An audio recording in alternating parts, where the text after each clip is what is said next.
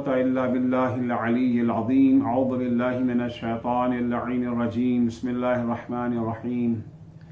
الحمد لله والصلاة والسلام على رسول الله وعلى آله آل الله لا سيما بقية الله ولعنة الله على أعدائهم أعداء الله من يومنا هذا إلى لقاء الله. أما بعد فقد قال الله يا أيها الذين آمنوا كتب عليكم الصيام كما كتب على الذين من قبلكم لعلكم تتقون. خداوند متعال اپنی مقدس کتاب میں روزے کا فلسفہ بیان کرتے ہوئے ارشاد فرماتا ہے کہ ہم نے تم پر روزہ اس لیے واجب کیا ہے تاکہ تم تقوی جیسی دولت سے مالا مال ہو سکو. تقوی کیا ہے؟ متقین کی پہچان کیا ہے؟ امیر المومنین حضرت علی ابن ابی طالب علیہ السلام خطبہ حمام میں متقین کے 110 صفات بیان فرماتے ہوئے ارشاد فرماتے ہیں وحاجاتہم خفیفہ. متقین کی ایک پہچان یہ ہے کہ ان کی زندگی کی ضرورتیں بہت کم ہوتی ہیں. وہ زرق و برق زندگی اور لگژری لائف سے کوسوں دور ہوتے ہیں. وہ دنیا کی رنگینیوں سے اپنے کو دور کرنے کے ساتھ ساتھ زندگی کی ضرورتوں میں بھی دوسروں سے مختلف ہوتے ہیں. اس دنیا میں بسنے والے سارے افراد زندگی کی ضرورتوں کے لحاظ سے بھی یکساں نہیں ہیں. بہت سی چیزیں جو بعض لوگوں کے لیے زندگی کی ضروریات میں شامل مانی جاتی ہیں اسے کچھ لوگ لگژری شمار کرتے ہیں. بہت سی چیزیں جو آج زندگی کی ضرورت مانی جاتی ہیں جن کے بغیر زندگی کا تصور نہیں کیا جا سکتا وہ کچھ عرصہ پہلے لگژری سمجھی جاتی تھی. متقی و پرہیزگار افراد سماج اور زمانے کی پرواہ کیے بغیر اپنی ضرورتوں کا تعین کرتے ہیں اور اس کے لیے کم ترین مقدار معین کرتے ہیں. اگر انہیں لباس کی ضرورت ہوتی ہے تو وہ سستے سے سستا لباس تلاش کرتے ہیں. اگر انہیں مکان کی ضرورت ہوتی ہے تو کم قیمت ترین مکان لیتے ہیں. اگر انہیں کھانے کی ضرورت ہوتی ہے تو سادہ ترین کھانا انتخاب کرتے ہیں. وہ اپنے ہاتھوں سے اپنے کو ہلاکت میں نہیں ڈالتے. وہ ان لوگوں کے مانند ہوتے ہیں جو دنیا کے زرق و برق اور لگژری زندگی کے بغیر زندہ رہنے کی عادت ڈالتے ہیں. وہ ان لوگوں کے مانند نہیں ہوتے جو زرق برق پرتعیش لگژری زندگی کے بغیر رہنے کا سوچ نہیں سکتے. وہ اپنے لیے عالیشان زندگی فراہم کرنے کی صلاحیت رکھنے کے باوجود اس کے قریب بھی نہیں جاتے. انہوں نے اپنے کو سادہ اور معمولی زندگی کا اس طرح سے عادی بنا لیا ہے. انہیں سادہ زندگی سے نہ صرف یہ کہ تکلیف نہیں ہوتی بلکہ وہ اس میں سکون محسوس کرتے ہیں. اس قسم کی سادہ زندگی بسر کرنے کی عادت ڈالنے والوں کو اگر کبھی زندگی کی مشکلوں کا سامنا کرنا پڑ جاتا ہے، مہنگائی اور قحط کا شکار ہونا پڑ جاتا ہے، تو قناعت کی عادت کے باعث وہ کسی قسم کی پریشانی محسوس کیے بغیر خود کو نئے حالات میں ڈھال لیتے ہیں.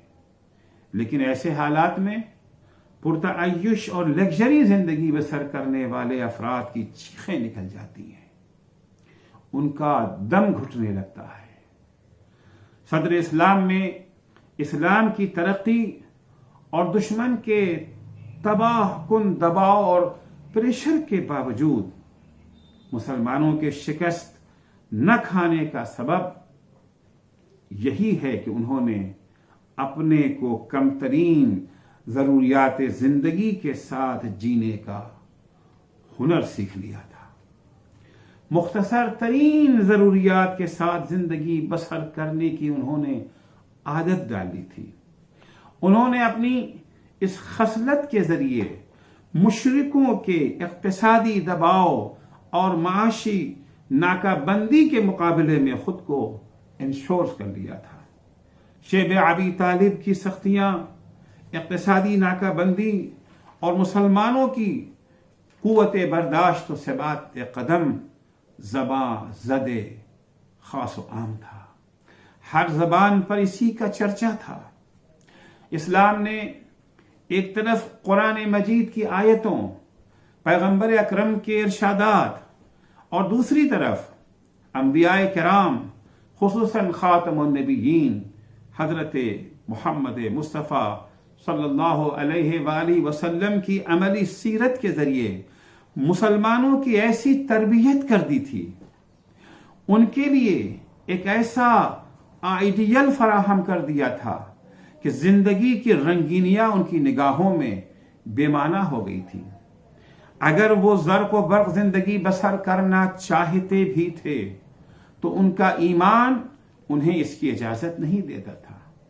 انہیں قناعت کا ایسا سبق سکھا دیا گیا تھا کہ وہ کم ترین چیزوں پر قانع ہو جاتے تھے اور کبھی بھی زندگی کی مشکلوں کا گلہ و شکوہ نہیں کرتے تھے. مسلمان ان کی صف میں سلمان و ابو ذر و مقداد و عمار جیسے افراد موجود تھے. سلمان جیسوں کی ایسی تربیت ہو گئی تھی کہ سلمان جب مدائن کے گورنر بن کر شہر میں داخل ہوئے ہیں تو ان کے ہمراہ صرف ایک چھوٹی سی پوٹلی تھی، اور جب شہر میں سیلاب آیا تو اپنی وہی چھوٹی سی پوٹلی اٹھا کر شہر سے باہر آ گئے اور کہنے لگے نجل مخفف ہوں، نجات پا گئے اپنی زندگی کی ضرورتوں کو مختصر رکھنے والے. سلمان جیسوں نے یہ سبق رسول اکرم صلی اللہ علیہ وآلہ وسلم اور حضرت علی علیہ السلام کی سیرت طیبہ سے سیکھا تھا. ان کی نگاہوں میں آئیڈیل انہی بزرگوں کی زندگیاں تھیں. فضیلتوں کے معیار کے سلسلے میں یہ بات ہمیشہ سے بحث و گفتگو کا موضوع بنی رہی ہے کہ انسان کی عزت و عظمت کا معیار زرق برق زندگی، اپنی سہولتوں اور لذتوں کے لیے زیادہ سے زیادہ خرچ کرنا ہے یا سادہ زندگی بسر کرنا اور کم سے کم خرچ کرنا ہے. آج کی مادی دنیا اور خاص کر اس دور کی مادی دنیا، اس میں جتنا زیادہ کنزیوم کیا جائے، جتنا زیادہ خرچ کیا جائے، اتنا ہی انسان کے وقار و اعتبار میں اضافہ ہوتا ہے. لیکن اسلام کا نظریہ اس کے برعکس ہے. امیر المومنین رسول خدا کی سیرت بیان کرتے ہوئے فرماتے ہیں کانا رسول اللہ خفیف المعونہ. رسول خدا کی شان یہ تھی، رسول خدا کی عظمت یہ تھی کہ آپ کم خرچ تھے. اگر زیادہ خرچ کرنا فضیلت ہوتی تو امیر المومنین کبھی بھی حضرت کے فضائل کے ذیل میں آپ کا کم خرچ ہونا ذکر نہ کرتے. ظاہر سی بات ہے زندگی کی ضرورتیں جتنی بڑھیں گی اتنا ہی خرچ میں اضافہ ہوگا، اور جتنی ضرورتیں گھٹیں گی اتنا ہی خرچ میں کمی ہوگی. زندگی کی واقعی ضرورتوں کو پورا کرنا نہ زہد کے خلاف ہے اور نہ تقویٰ کے. احادیث کی روشنی میں واقعی ضرورتوں کو فراہم کرنے کے لیے سعی و کوشش عبادت ہے، دینی عمل ہے. جب رسول خدا صلی اللہ علیہ وآلہ وسلم اور امیر المومنین کی زندگی اتنی سادہ اور غریبانہ ہو تو پھر ان کے پیرو اور ان کے چاہنے والے ایسے کیوں نہ ہوں؟ جب امیر المومنین اپنے قوت بازو سے کمائی ہوئی دولت غریبوں اور محتاجوں میں تقسیم کر دیں، خود سوکھی روٹی پر گزر بسر کر لیں، تو پھر آپ کے شیدا اور عاشق ٹھاٹ باٹ کی زندگی کیسے بسر کر سکتے ہیں؟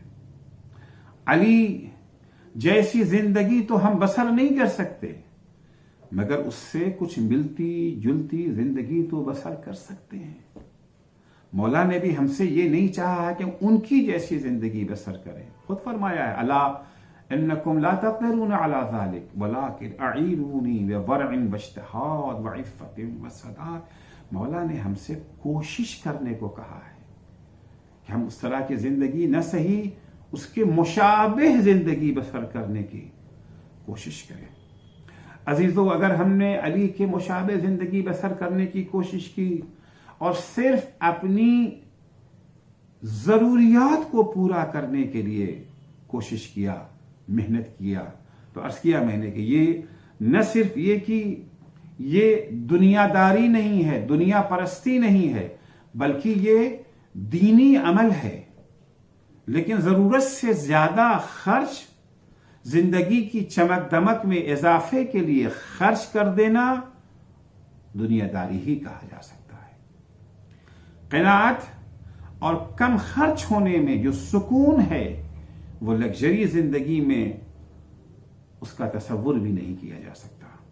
البتہ ایک دفعہ پھر یہ بات واضح کر دینا چاہتا ہوں کہ اسلام نے حلال طریقے سے کمائی جانے والی دولت کے لیے کوئی حد معین نہیں کی ہے۔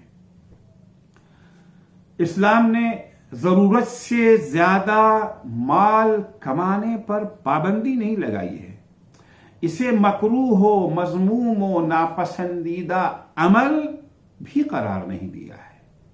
ہاں، ضرورت سے زیادہ خرچ کی مذمت ضرور کی ہے۔ اپنی کمائی میں سے بقدر ضرورت خرچ کرنے کے بعد جو بچ جائے اسے راہ خدا میں انفاق کرنے کی دعوت دی گئی ہے۔ چنانچہ سورہ بقرہ آیت 219 میں ارشاد ہوتا ہے وَيَسْأَلُونَكَ عَنِ الْخَمْرِ وَالْمَيْسِرِ قُلْ فِيهِمَا اسْمٌ كَبِيرٌ۔ میرے حبیب، یہ لوگ آپ سے شراب اور جوئے کے بارے میں پوچھتے ہیں، ان سے کہہ دیجئے کہ ان دونوں میں بہت بڑا گناہ ہے۔ وَمَنَافِعُ لِلنَّاسِ، البتہ تھوڑا بہت فائدہ بھی ہے، لیکن وَإِسْمُهُمَا أَكْبَرُ مِن نَّفْعِهِمَا، ان کا گناہ ان کے فائدے سے زیادہ ہے۔ وَيَسْأَلُونَكَ مَاذَا يُنْفِقُونَ، آپ سے یہ بھی پوچھتے ہیں کہ ہم کیا انفاق کریں، کیونکہ جا بجا قرآن مجید میں انفاق کا حکم ہے۔ کیا انفاق کریں؟ قُلِ الْعَفْوَ، ان سے کہہ دیجئے کہ اپنے ضروری اخراجات کے بعد جو بچ جاتا ہے اسے انفاق کر دیں۔ كَذَلِكَ يُبَيِّنُ اللَّهُ لَكُمُ الْآيَاتِ لَعَلَّكُمْ تَتَفَكَّرُونَ، اسی طرح سے اللہ اپنی نشانیوں کو بیان کرتا ہے تاکہ تم اس کے بارے میں غور و فکر کرو۔ پرہیزگاروں کا کم خرچ ہونے اور سادہ و معمولی زندگی بسر کرنے کا راز ان کے عشق الہی میں تلاش کرنا چاہیے۔ یہ راز وہاں چھپا ہوا ہے۔ جب عشق الہی کا بے بہا گوہر انسان کے ہاتھ لگ جاتا ہے تو پھر اس کی نگاہوں میں یہ دنیا اور اس کی رنگینیاں حقیر و پست ہو جاتی ہیں۔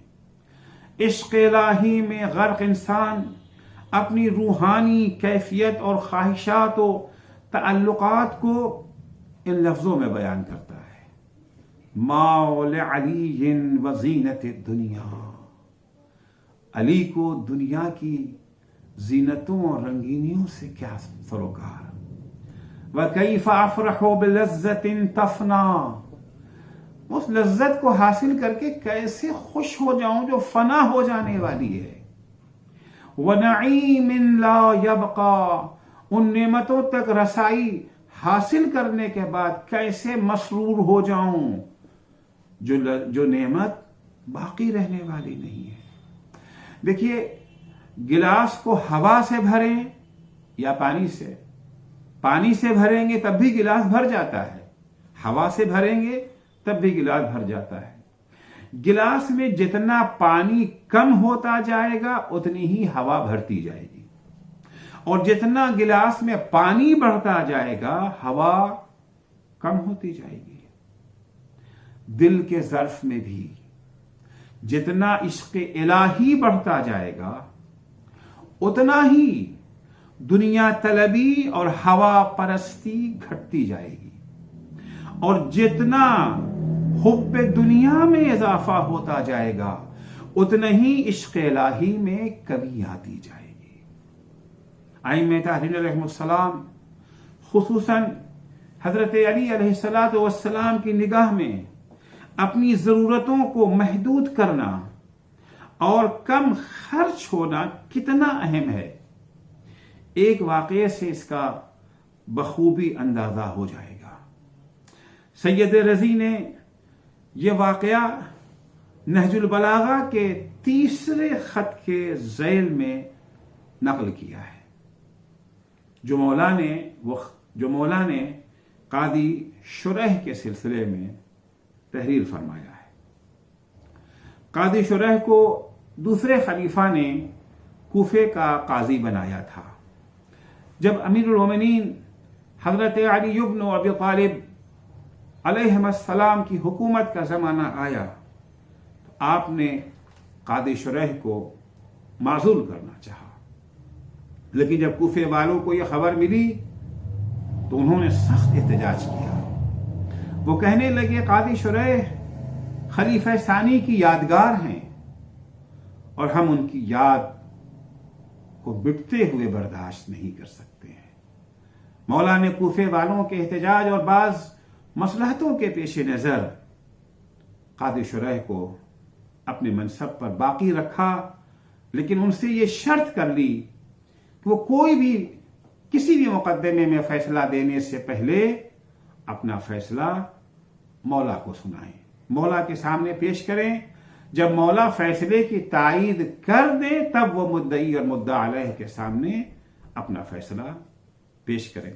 اس طرح سے مولا نے ان کے منصب قضاوت کو بے اثر بنا دیا۔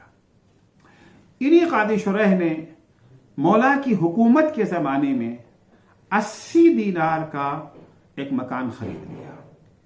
1 دینار کی قیمت تقریباً 3.5 گرام 21 کیرٹ کا سونا ہوتا ہے، یعنی 80 دینار کی قیمت اگر نکالی جائے تو تقریباً 280 گرام 21 کیرٹ کا سونا۔ بظاہر کوئی بہت بڑی رقم نہیں ہے، لیکن جب مولا کائنات کو یہ خبر ملی کہ قاضی شریح جو مولا کی حکومت میں منصب قضاوت پر فائز ہیں جس بھی عنوان سے، جب مولا کو یہ خبر ملی تو مولا نے فوراً ان کو طلب کیا، اور طلب کرنے کے بعد فرمایا کہ میں نے سنا ہے کہ تم نے 80 دینار یعنی 280 گرام سونے کا مکان خریدا ہے، اور اس کے لیے بینامہ اور دستاویز بھی لکھوا لیا ہے اور اس پر گواہی بھی لے لی ہے۔ قاضی شریح نے جواب دیا، جی ہاں، بات ایسی ہی ہے۔ یہ سن کر کے مولا کو غصہ آ گیا۔ نہج البلاغہ میں یہ پورا واقعہ موجود ہے۔ مولا کو غصہ آ گیا اور مولا نے فرمایا، یا شریح اما سیاتیک من لا ينظر فی کتابک ولا يسألك عن بینتک۔ اے قاضی شریح، آگاہ ہو جاؤ کہ ان قریب تمہارے پاس وہ ہستی آنے والی ہے جو نہ تمہارے اس بینامے اور دستاویز کو دیکھے گا، نہ تمہارے گواہوں سے پوچھے گا کہ مکان کس کا ہے کس کا نہیں ہے، حتی یخرجک منہا شاخصا ویسلمک الی قبرک خالصا۔ وہ تمہاری دستاویزوں کو دیکھے بغیر، وہ تمہارے گواہوں سے سوال جواب کیے بغیر تمہاری روح کو قبض کر لے گا اور تمہیں قبر کے حوالے کر دے گا. مولا کا اشارہ یہ جو ہے ملک الموت کی طرف ہے. فانظر یا شرائح، مولا فرمانا چاہ رہے ہیں کہ تم نے مکان خریدا ہے جبکہ موت تمہارا انتظار کر رہی ہے. تم اس دنیا میں ہمیشہ رہنے والے نہیں ہو. ملک الموت کب اچانک آ پہنچے کسی کو معلوم نہیں. فانظر یا شرائح لو كنت ابتعد هذه الدار من غیر مالک. ایک شرائح، اگر تم نے یہ گھر دوسروں کے پیسے سے خریدا ہے، دوسروں کے مال سے خریدا ہے، او نقدت الثمن من غیر حلالک، یا تم نے اس کی قیمت حرام پیسے سے چکائی ہے، فَإِذَا أَنْتَ قَدْ خَسِرْتَ دار الدنیا و دار الآخرہ، تو تم آخرت میں بھی گھاٹے میں ہو اور تم دنیا میں بھی گھاٹے میں ہو. خسرت دنیا والآخرہ. اما انک لو کنت اتیتنی عند شرائک ما اشتریت. ایک آدھی شرائح، جس وقت تم گھر خرید رہے تھے، اگر خریدتے وقت تم میرے پاس آ جاتے، لَكَتَبْتُ لَكَ كِتَابًا عَلَى هَذِهِ النُّسْخَةِ، اور دستاویز مجھ سے لکھواتے. مالکیت کی سند اگر تم مجھ سے لکھواتے تو میں مالکیت کی سند اور دستاویز کو کچھ اس طرح سے لکھتا. فَلَمْ تَرْغَبْ فِي شِرَاءِ هَذِهِ الدَّارِ بِدِرْهَمٍ فَمَا فَوْقَ، کہ پھر اس سند اس دستاویز کو دیکھ کر کے تم یہ گھر ایک درہم میں بھی خریدنے کو تیار نہ ہوتے. 80 درہم تو دور کی بات ہے. وَنُسْخَةُ هَذِهِ، میں کیا لکھتا اس دستاویز میں؟ میں اس دستاویز میں یہ لکھتا. اس کے بعد مولا بیان فرماتے کیا لکھتا. هَذَا مَشْتَرَى عَبْدٌ ذَلِيلٌ مِّن مَيِّتٍ قَدْ عَذْعَجَ لِلرَّحِيلِ. مولا اس دستاویز میں خریدنے والا کون ہے، بیچنے والا کون ہے، اس کا حدود اربعہ کیا ہے، رقبہ کیا ہے، اور جو چیز خریدی جا رہی اس کی حقیقت کیا، اس کو مولا بیان فرما رہے ہیں. اس میں یہ لکھتا ہے کہ هذا ما اشترى عبد ذلیل، یہ وہ گھر ہے جسے خریدا ہے ایک ذلیل انسان نے، ایک ذلیل بندے نے. ظاہر سی بات ہے اللہ کے مقابلے میں ہم سب کے سب ذلیل ہی ہیں. ایک ذلیل بندے نے خریدا ہے. کس سے خریدا ہے؟ ایک مردے سے خریدا ہے. قد اذعج للرحیل، جسے لے جانے کے لیے تیار کر لیا گیا ہے کہ جانے کا وقت آ چکا ہے. اشترا منہ دارن، اس عبد ذلیل نے کوچ پر آمادہ شخص سے گھر خریدا ہے. کہاں خریدا ہے؟ من دار الغرور، پرفریب دنیا میں. من جانب الفانین، اس بستی میں خریدا ہے جو فنا ہونے والوں کی بستی ہے. فی خطۃ الہالکین، اور ہلاک ہو جانے والوں کا علاقہ ہے. وَتَجْمَعُ هَذِهِ الدَّارُ حدود اربعہ، اور اس گھر کے حدود اربعہ بھی ہیں. ہر پراپرٹی کی 4 سمتیں ہوتی ہیں نا. مشرق لکھا جاتا ہے عام طور سے کہ اس کے مشرق کی طرف یہ ہے، مغرب کی طرف یہ ہے، شمال کی طرف یہ ہے، اور جنوب کی طرف یہ ہے. حدود لکھے جاتے ہیں. مولا اس گھر کے بھی حدود اربعہ بیان فرماتے ہیں. ایک ایسا گھر خریدا ہے اس کے حدود اربعہ یہ ہیں کہ الحد الاول تنتہی الی دواعی الافات، اس کی پہلی حد کا سرا آفتوں کے اسباب سے جا کر کے ملتا ہے. والحد الثانی ینتہی الی دواعی المصیبات، اور اس کا دوسرا سرا جو ہے وہ مصیبتوں کے اسباب سے جا کر کے ملتا ہے، وہ چیزیں جو انسان کو مصیبتوں میں مبتلا کرتی ہیں.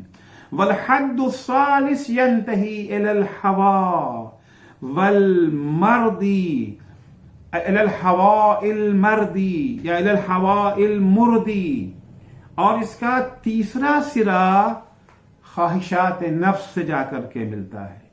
والحدود الرابع ينتهي الى الشیطان المغوی، اس کا چوتھا سرا گمراہ کرنے والے، فریب دینے والے، بہکانے والے شیطان سے جا کر کے ملتا ہے. وَفِيهِ يُشْرَعُ بَابُ هَٰذِهِ الدَّارِ، اور اس گھر کا دروازہ اسی چوتھی طرف کھلتا ہے، یعنی شیطان کی طرف کھلتا ہے. اشترى هذا المغتر بالعمل، اس طرح کا گھر کس نے خریدا ہے؟ خریدا ہے اس شخص نے جسے امیدوں نے فریب دے رکھا ہے، جو امیدوں سے فریب کھا چکا ہے. اشترى هذا المغتر بالعمل من هذا المزعج بالعجل، خریدا ہے اس شخص نے جو امیدوں سے دھوکہ کھا چکا ہے، اس شخص سے خریدا ہے جو موت کے لیے، سفر آخرت کے لیے ہکایا جا چکا ہے. هذه الدار، اس گھر کو خریدا ہے. بالخروج عن عز القناعہ، اس شخص سے اس گھر کو قناعت کی عزت سے باہر نکل کے خریدا، جو عزت قناعت کے ذریعے حاصل ہوتی ہے. والدخول فی ذل الطلب والذراعہ، اور خواہش و طلب کی ذلت میں قدم رکھ کے یہ گھر خریدا ہے. فما ادرک هذا المشتری فیما اشتری منہ من درک، اس خریدار نے یہ جو خریدا ہے، جو خسارہ اسے حاصل ہوا ہے خرید کر کے، اس خسارے کا اسے احساس نہیں ہے. فعلا مبلبل اجسام الملوک، اب جو خسارہ اسے ہوا ہے، جو نقصان اسے ہوا ہے، اس نقصان کا ذمہ دار کون ہے؟ فرماتے ہیں فعلا مبلبل اجسام الملوک، اس خسارے کا، اس نقصان کا ذمہ دار وہی ملک الموت ہے. کیونکہ گھر تو لے لیا 80 دینار کا، مگر گھر میں رہنا تو نصیب نہ ہوگا، یہاں رہ تو نہ سکیں گے. ملک الموت گھر چھوڑوا کر کے لے جائیں گے اسے. اب تو خسارہ ہے نا، گیا 80 دینار ہمارے ہاتھ سے. اس کا ذمہ دار کون ہے؟ فرماتے اس کا ذمہ دار وہ شخص ہے جو بادشاہوں کے جسموں کو تہو بالا کر دیتا ہے. وَصَارِبِ نُفُوسِ الْجَبَابِرَةِ، اور ظالم و ستمگر حکمرانوں کی روح کو قبض کر لیتا ہے. وَمُزِيلِ مُلْكِ الْفَرَاعِنَةِ مِثْلَ كِسْرَى وَقَيْصَرَ وَتُبَّعٍ وَحِمْيَرَ، اور حمیر و تبع و قیصر و کسرا جیسے فرعونوں کی حکومت کو ختم کر دینے والا ہے، زوال پذیر کر دینے والا ہے. ومن جمع المال على المال فاکثر، اور ان لوگوں کے اقتدار کو بھی ختم کر دیتا ہے جو زیادہ سے زیادہ مال اکٹھا کرنے کی کوشش کرتے ہیں. من بنا وشیدا وزخرفا ونجدا، جو لوگ بڑی بڑی بلڈنگیں بناتے ہیں، مضبوط ترین بلڈنگ بناتے ہیں، پھر اسے خوب سجاتے ہیں، اس کے اندر بہترین کارپٹ بچھاتے ہیں.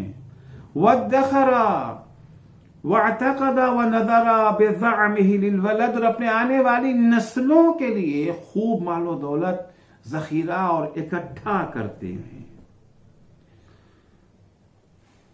وَإِشْخَاصُهُمْ جَمِيعًا إِلَى مَوْقِفِ الْعَرْضِ وَالْحِسَابِ، وہ شخص ذمہ دار ہے جو ان سب کو یہاں سے لے جا کر کے میدان محشر میں حساب و کتاب کے لیے اللہ جل شانوں کے حضور میں کھڑا کر دے گا. وہ جگہ جو وَمَوْضِعِ الثَّوَابِ وَالْعِقَابِ، جو ثواب اور عقاب کی جگہ ہے، جہاں ثواب ملے گا، جہاں عذاب ملے گا. اذا وقع الامر بفصل القضاء، جب اللہ اپنا فیصلہ سنا لے گا.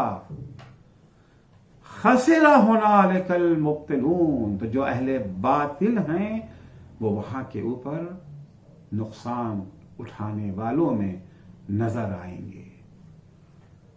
شہد علی ذلک العقل، شہد علی ذلک العقل، اس کے اوپر، اس معاہدے پر، اس دستاویز پر گواہ کون ہے؟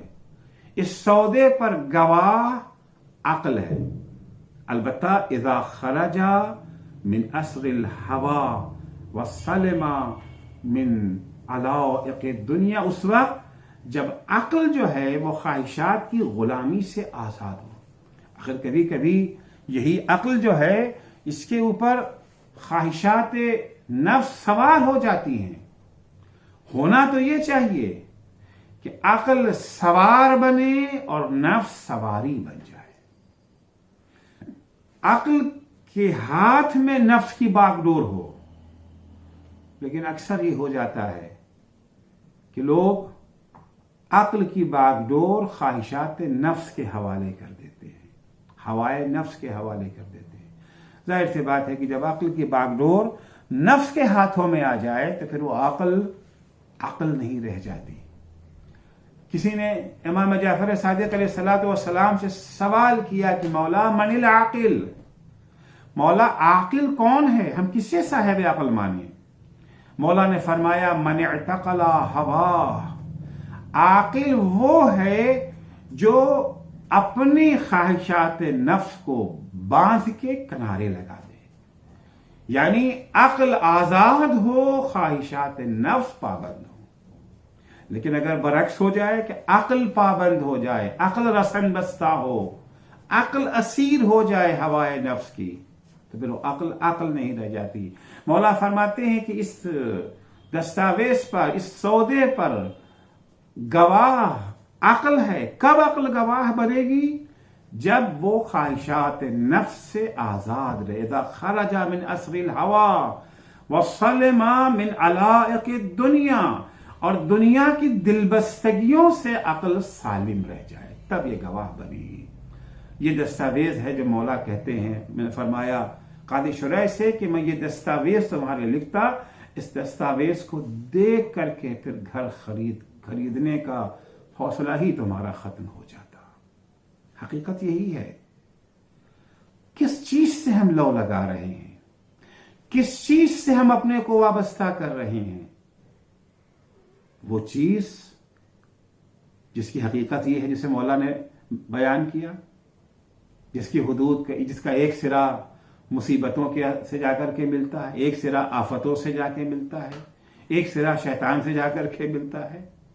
جس چیز سے انسان دل بستگی لگائے. لہذا صاحبان تقویٰ وہ ہوتے ہیں جو صرف وہ ضرورتیں جو واقعی ضرورتیں ہیں، جنہیں ضرورت بنا لیا. عرض کیا کہ بہت ساری چیزیں آج ضرورتیں زندگی میں شامل ہو گئی، کل انہیں کو لگژری مانا جاتا تھا. اس کے بغیر انسان چین سے زندگی جو ہے بسر کر رہا تھا، سکون کی زندگی بسر کر رہا تھا. لیکن آج ان کے بغیر لوگ زندہ رہنے کو سوچنے کو بھی تیار نہیں. کیا اس کے بغیر بھی جیا جا سکتا ہے؟ جو واقعی ضرورتیں ہیں اپنے اخراجات کو وہاں تک محدود کر دیں. کتنی سکون کی نیند آئے گی، کتنی چین سے انسان رہے گا. البتہ پھر عرض کروں، حلال کمائی کے اوپر کوئی لمٹ نہیں رکھی گئی ہے. مولا کائنات نے اپنے قوت بازو سے 1 ارب ڈالر کمایا، 1 بلین ڈالر کمایا. جتنے چشمے کھودے، جتنے کنویں کھودے، جتنے باغات وغیرہ لگائے. مگر مولا نے اپنے لیے نہیں رکھا. مولا خود فرماتے وما نلت بی من الارض شبرا، میں نے اپنے لیے 1 بالش زمین بھی حاصل نہیں کی.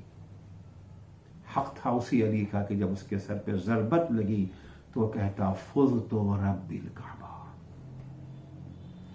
ایک دفعہ کا واقعہ ہے کہ پیغمبر اسلام صلی اللہ علیہ وآلہ وسلم کے پاس حبشہ سے تحفے میں کپڑے کا ایک ٹکڑا آیا. کپڑے کا یہ ٹکڑا سونے کے تاروں سے بنا ہوا تھا.